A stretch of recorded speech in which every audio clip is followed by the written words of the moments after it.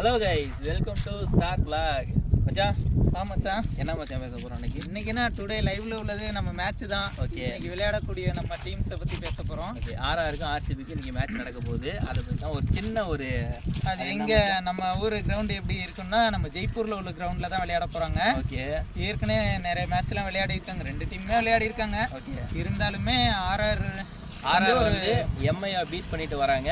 RCB LSC கூட தோத்துட்டு வராங்க. Already RR வந்து 3 மேட்ச் விளையாடி இருக்காங்க, 3மே வின் பண்ணிட்டாங்க.